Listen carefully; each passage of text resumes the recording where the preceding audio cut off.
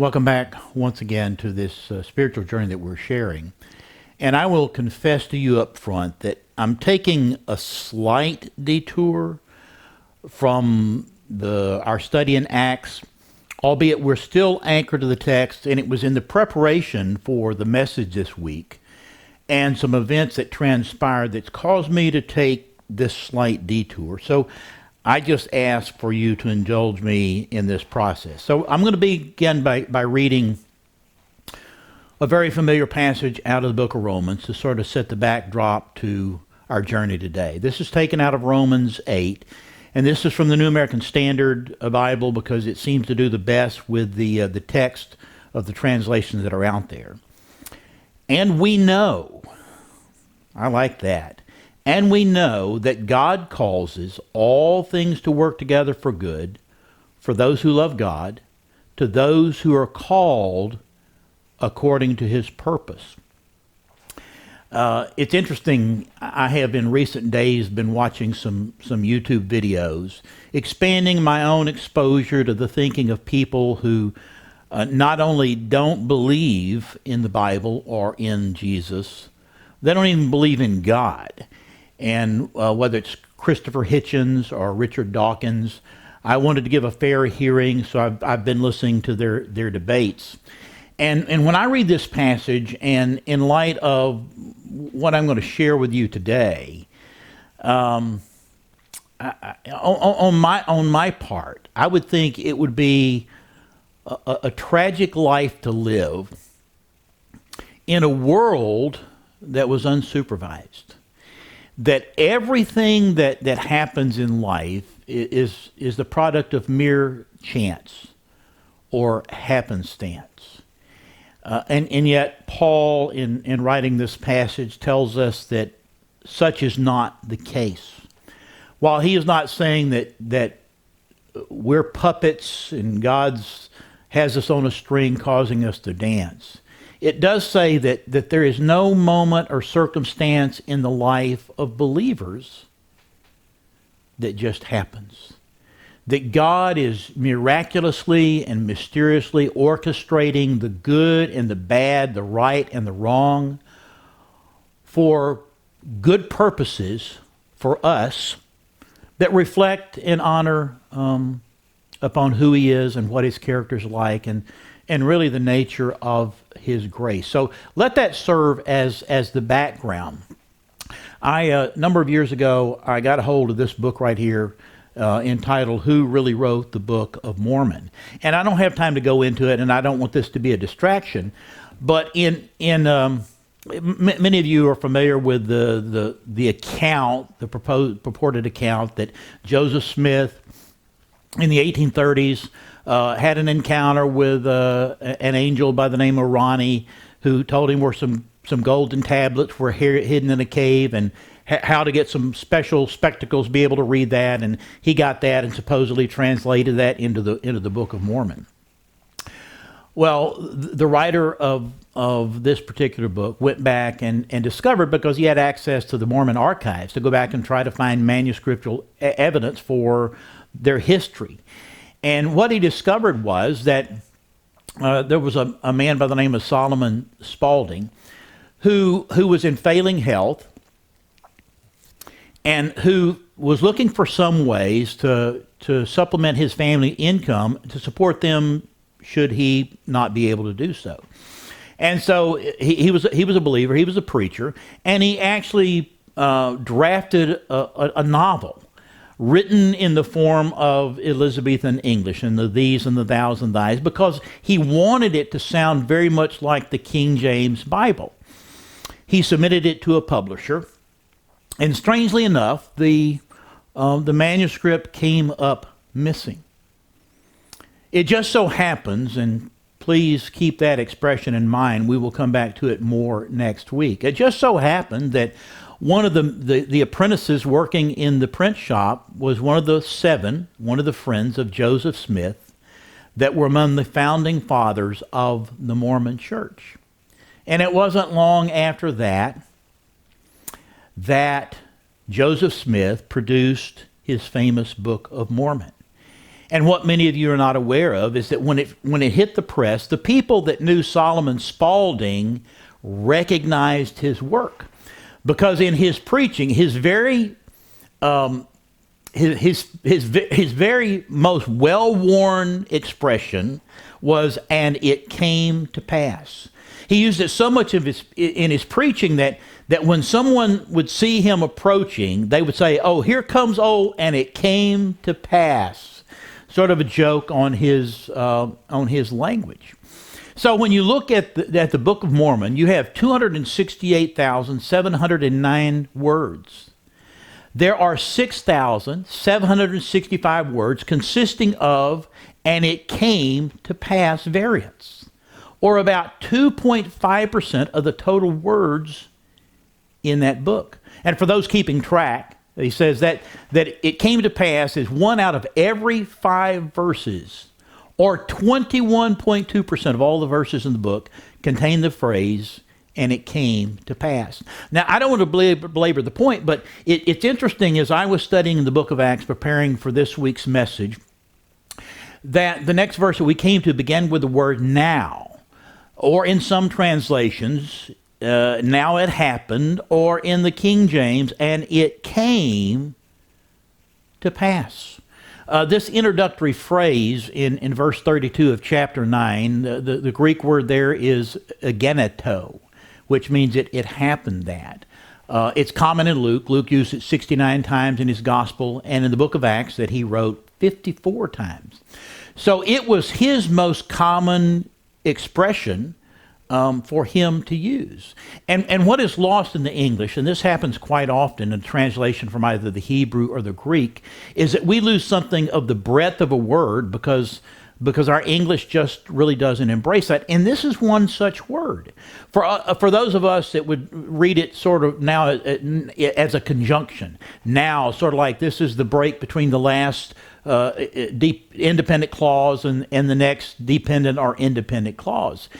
And yet the word expresses this notion that there's far more at work in the circumstances and the events than just mere coincidence.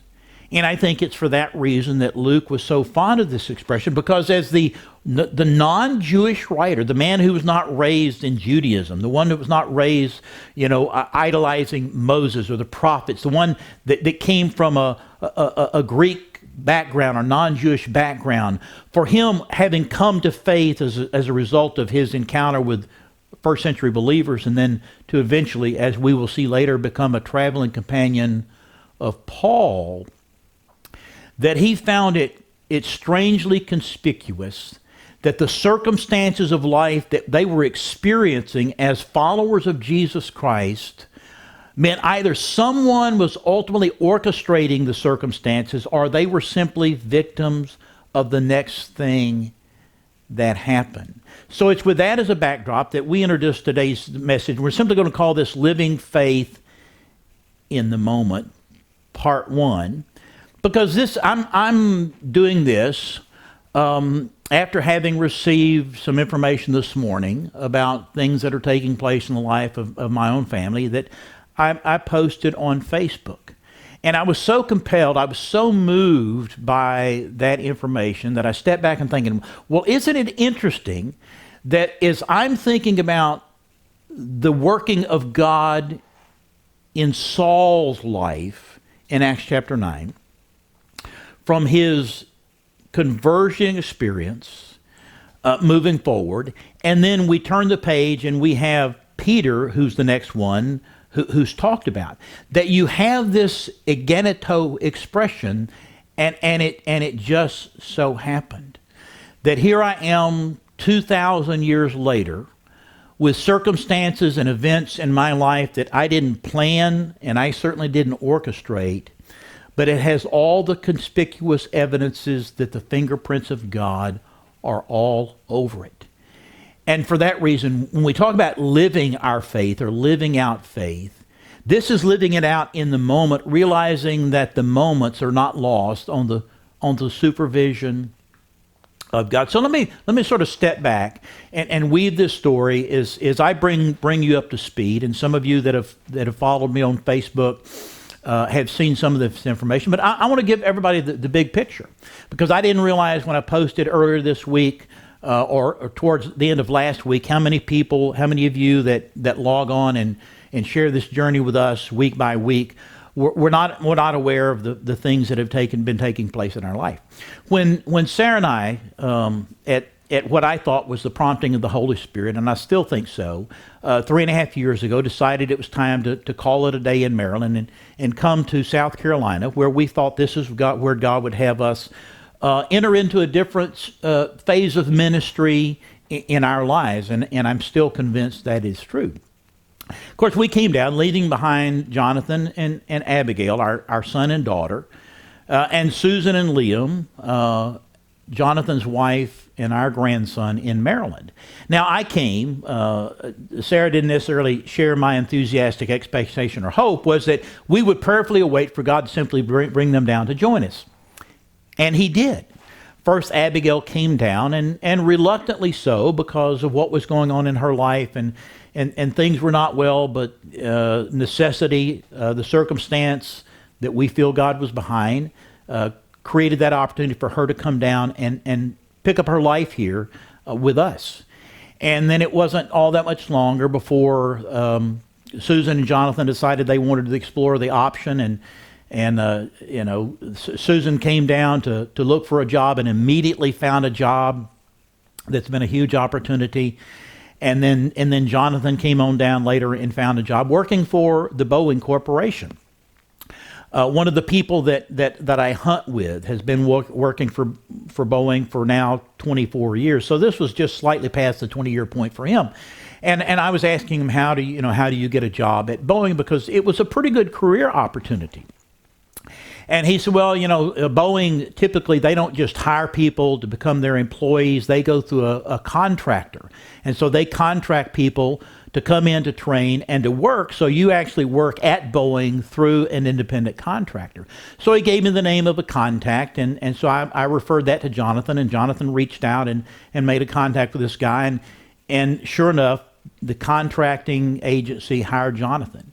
And for the first 90 days, he actually went to school, because you have to go through a number of certifications to qualify to actually do the skill sets that Boeing requires on their assembly line. Now, Boeing in South Carolina was employing about 7,000 people. They're located at the airport here. It's a huge facility. You can't miss it. And they were one of the biggest employers in the area. They also served as what has become a wave of other large corporations coming into this area. So we were grateful.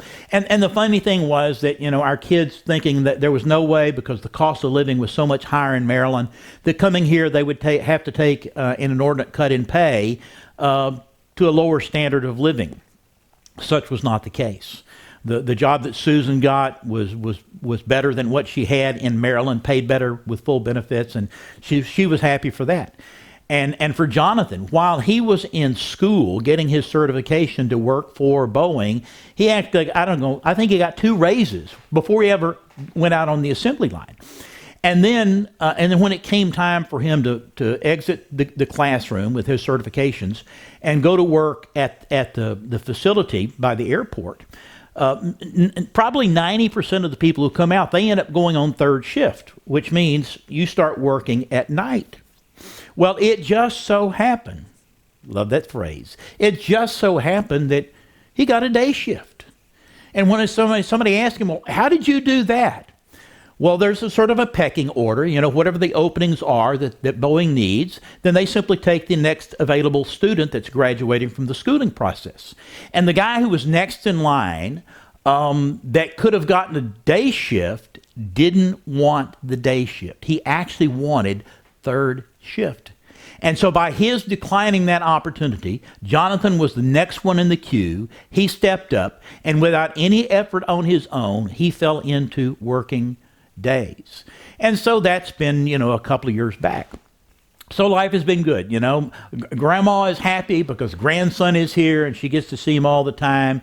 We're a happy family. We're no longer in Maryland. God bless those of you who are still there. I'm glad that we're here now. And so, fast forward. Here we are going forward. The kids are doing well. They're doing better financially than they've ever done in their lives. And we're happy for them. They found a church home. They're getting plugged in. Things are going very well. So fast forward. We're enjoying life, sharing the journey with them as they continue. I'm finding God's opportunity for me to serve here and to preach. But then come October 2020. A number of the friends that I have made here are friends that I think God has put in my path so that I can build a relationship with them for purposes of the kingdom and of the gospel. And so on October the 13th of last year, I was actually at a local golf course getting ready to tee off with one of these friends. He's a man who is actually a chiropractor. He's not the chiropractor that I hunt with. He's a different chiropractor. He is an Australian by way of South Africa and Boston, and he did some adjustment on me at the local clinic, and we became friends, and he invited me to start playing golf with him, and I jumped at the opportunity.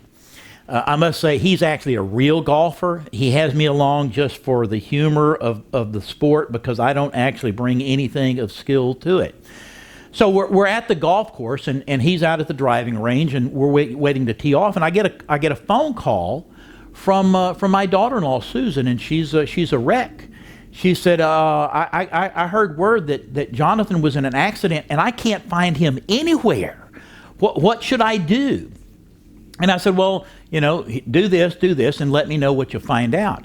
And Jonathan was scheduled to go to the chiropractic clinic that I had been going to for a back adjustment.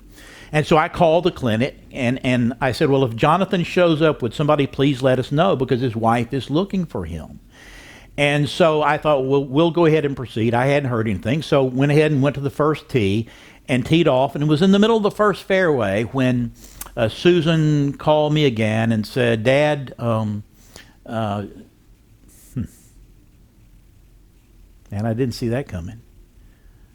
Jonathan has been in an accident, and he's at the hospital. So I went and told my playing partners, I said, sorry, I have to leave. My son was in an accident. I got to find out what's going on. So you see, I'm putting you the images. I posted a couple of these on Facebook of the car that he was driving that afternoon. On his way home, 4-lane street in our area. He was on his side of the road going forward when a man pulled out of a neighborhood street on his side, turned into his lane, and Jonathan, best he could try to avoid him, could not escape and had a head-on collision. At some point, I may interview him and ask him to tell his account of things, but at that point, I hadn't seen the car yet. So I made my way to the hospital to try to gain access. And we're in the thick of COVID, so the hospitals are shut down, and unless you have business there, it's hard to get in. And so I made my way there to find out really what was going on. So I went in and I ended up finding a place to wait. And around here, the hospitals would shut down at 5 o'clock in the evening, and if you weren't a patient or an employee, then you had to leave. Well, I found a place that I could sit back inconspicuously, that they wouldn't actually run me out, because he was in surgery for multiple hours. As it turns out, I got the report that in the accident, his left femur had a compression shatter. That means that from his knee up to his hip, his leg actually compressed. And Jonathan explained to me after the fact that the seams on both sides of his left pants leg, and he was not wearing tight pants, it ripped the seams out from the compression expansion of that thigh, and it shattered that femur.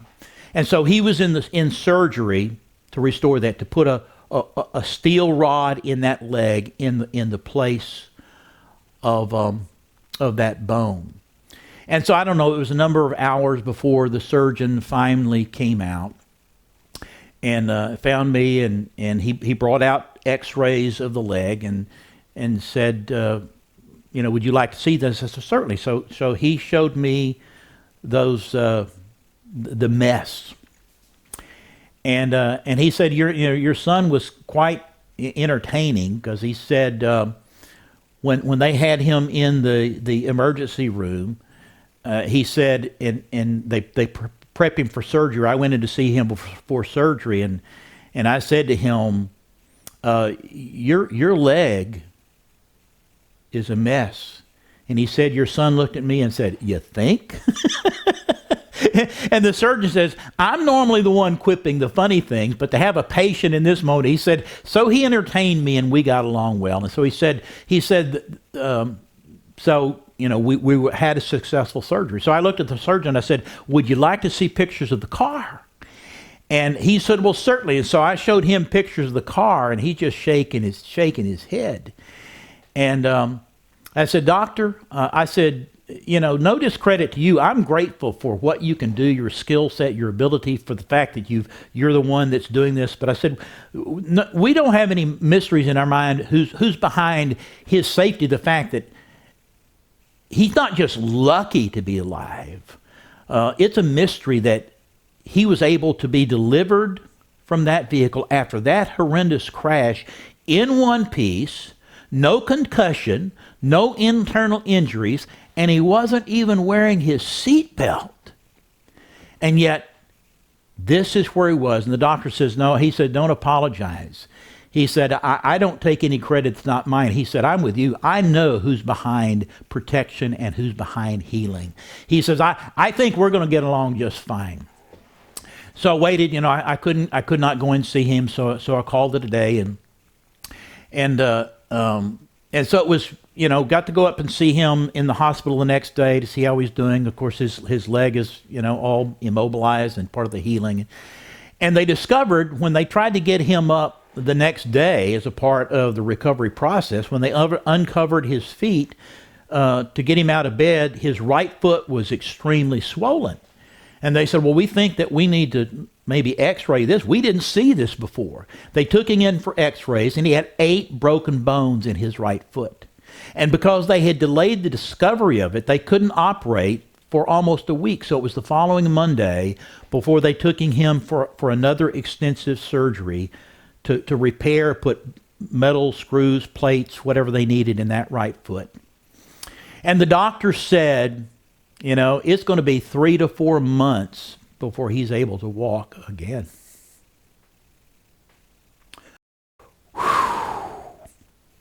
You see, as a contract employee, not as a regular employee, that meant that he didn't get any holiday pay. He got no vacation pay. He had no benefits. He just had a paycheck. And when he worked, he got paid. Boeing shuts down the last 2 weeks of the year, and contract workers don't get paid for those 2 weeks. They had adjusted all that. That was just fine. But now to say you're not going to be able to work for 3 to 4 months was obviously of concern to Jonathan and Susan. But anyway, we prayed about it. We talked about the providence of God in all of these circumstances. And so we just began that journey of the weeks and the months in front of us. I became the primary taxi so that when Jonathan had to go back for a surgical follow-up, because Susan's back at work, Nana is got our grandson either for childcare and or for school, with the disaster schools are in right now. And so we just managed to wait for each new report.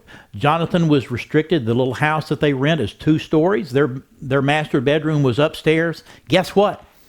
He couldn't stay upstairs because he couldn't get up and down. So they had to move and set up an extra bedroom downstairs for him to sleep in. So he began his life either in the recliner in the living room or in the wheelchair with a porta potty in there because he couldn't get the wheelchair into the bathroom. And such became life. As it turns out, Susan had some insurance that she was paying for, sort of like Aflac kind of stuff that helped. And it also turns out that immediately after the crash, I called a friend of mine and explained what happened. And he says in South Carolina, he needs an attorney to protect his interest. And he said, and here is the guy. a personal friend of a personal friend happened to be the best accident attorney in the whole stinking state. It just so happened.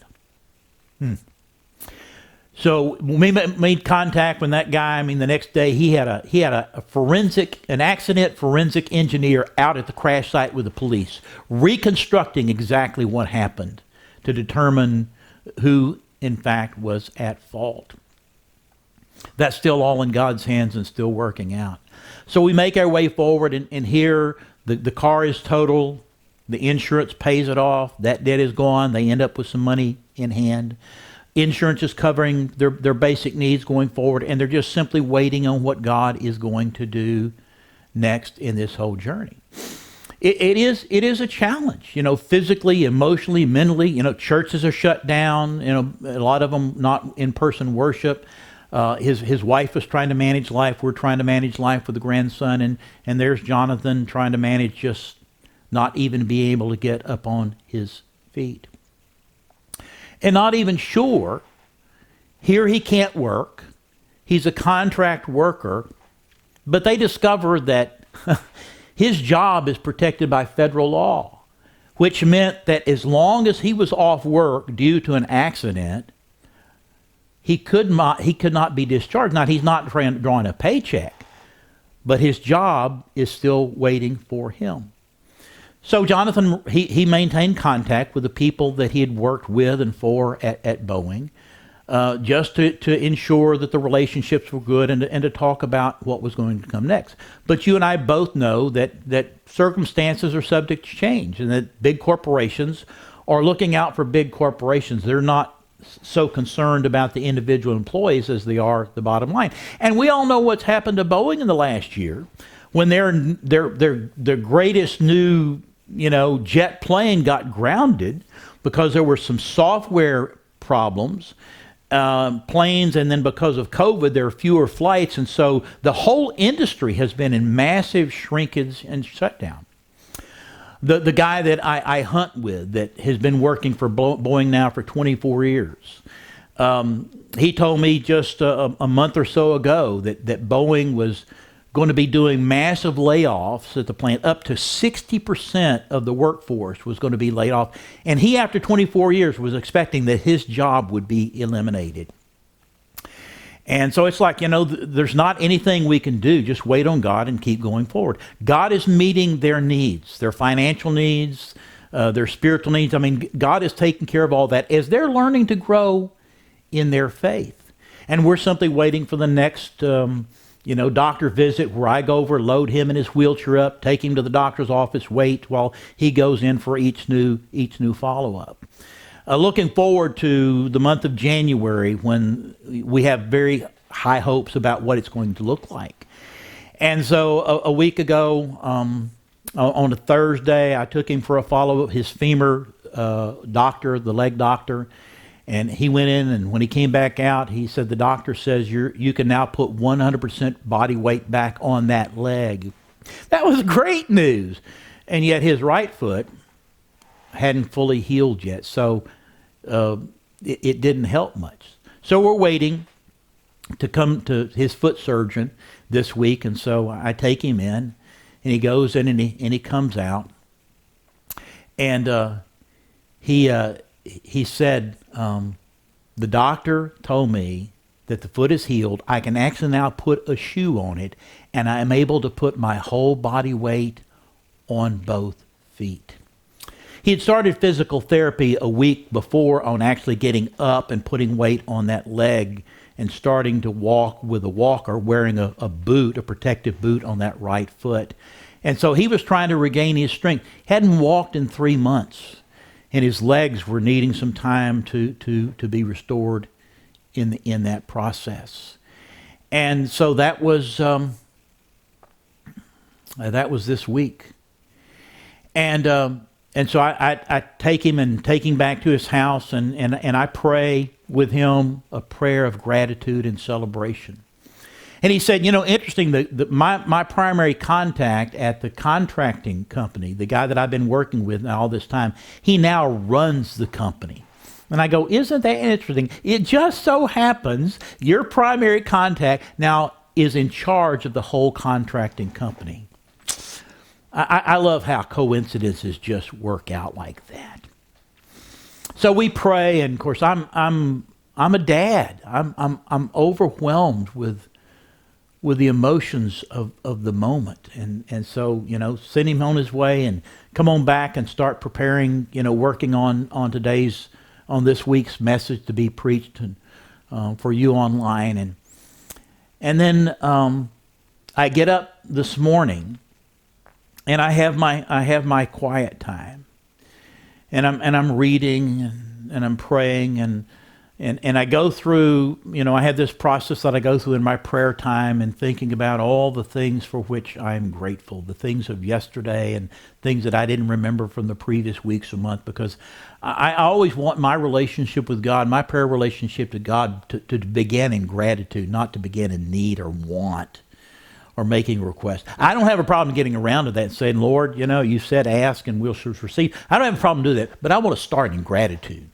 And so that's what I'm always praying about. So I'm grateful for the news that we've had, that now he can finally start planning on, what comes next and how he's going to be able to do that. And then I'm in the middle of my prayer time, and usually, when a text pops up or somebody tries to call through when I'm praying, I don't pick up. So if you call at the wrong time or you text at the wrong time and you wonder why I don't respond, it's okay. I'm with the Father, and that trumps my time with you. But for whatever reason, that morning this morning I had my phone propped up, and when it popped up, it showed Jonathan's name, and so just out of curiosity, I picked it up and looked at the text, and he said, one of the team leaders at Boeing that I have been working with called me to let me know that my job, that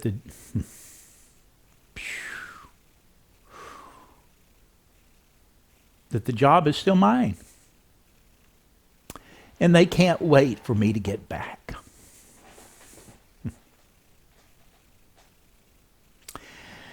I don't apologize, folks. I was no good.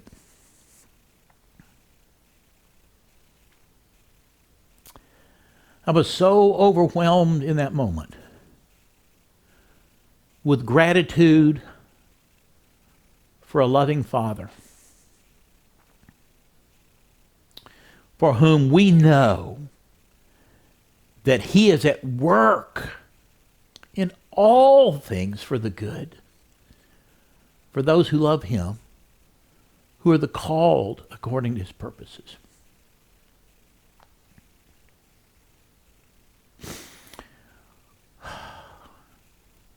And while I was, this was one of those occasions where I'm thinking to myself, okay, I've prepared a message, an outline, a text. I'm ready to do all that kind of stuff, but I can't do a business as usual.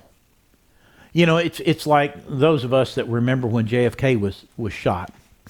It was actually the same day that C.S. Lewis went to be with the Lord, but under decidedly different circumstances. That had I been preaching back then, and no, I'm not that old, but I do remember the events. Had I been a preacher during that season, I don't think that next Sunday I would have gotten up and preached the next passage in the text that I was dealing with. I would had to have addressed the issues because all the world was focusing on those.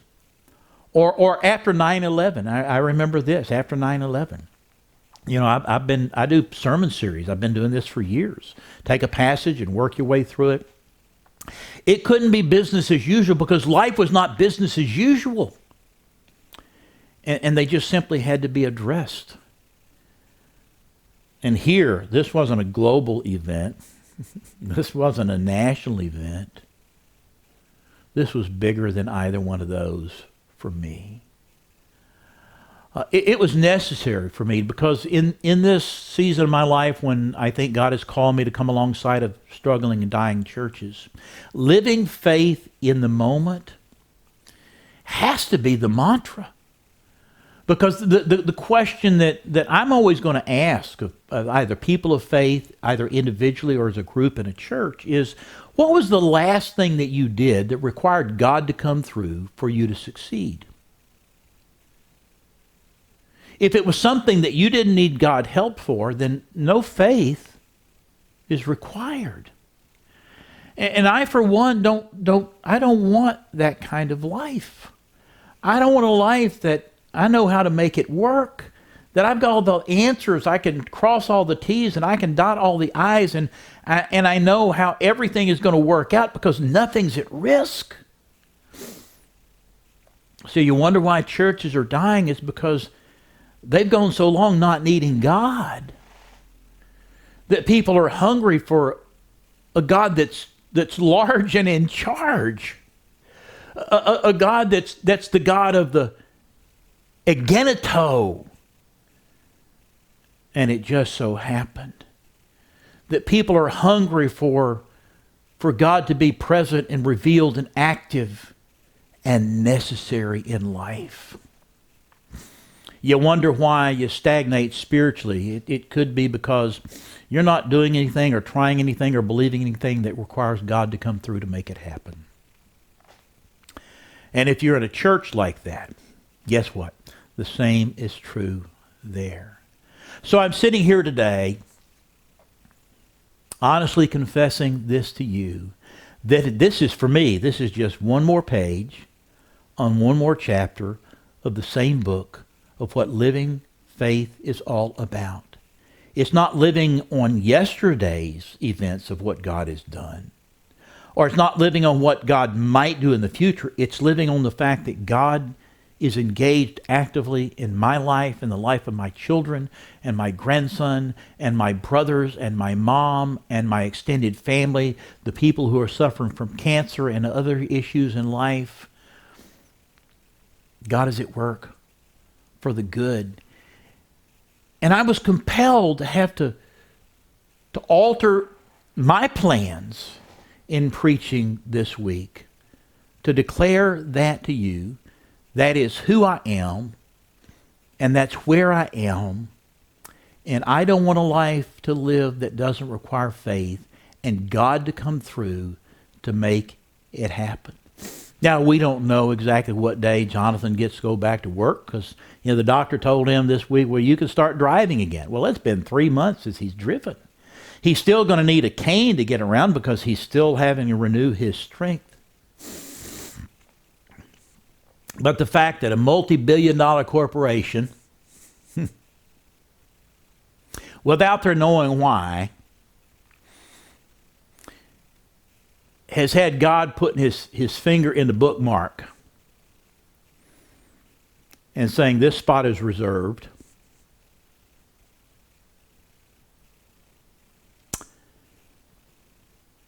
for my child, Jonathan Matthew Pope.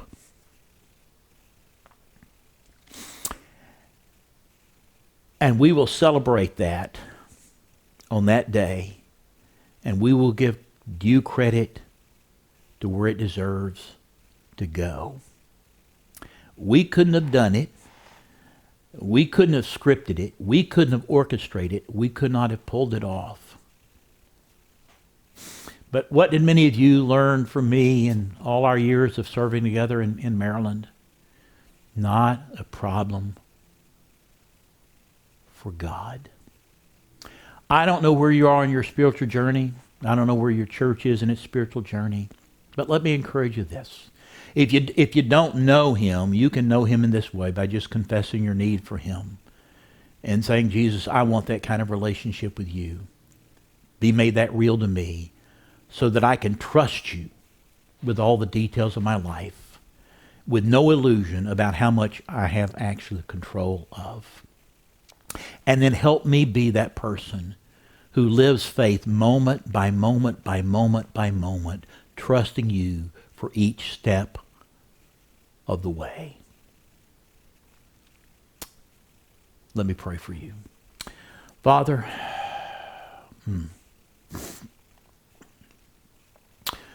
what an emotional season it's been for me.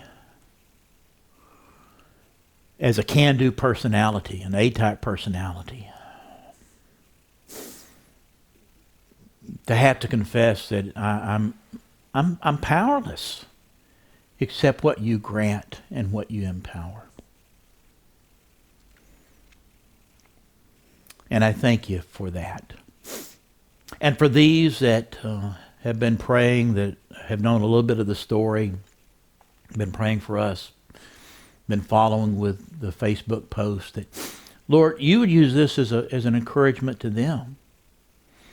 That whereas there's no law in human nature that says my son should have even lived through that accident, much less only suffered, by all accounts, minor injuries, is a tribute to your faithfulness and your love for us. And I don't take that for granted.